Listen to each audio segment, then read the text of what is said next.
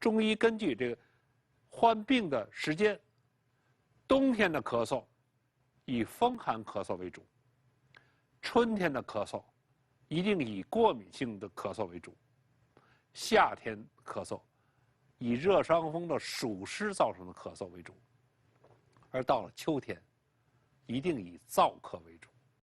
所以这种时间的不同，发病的情况是有差别的。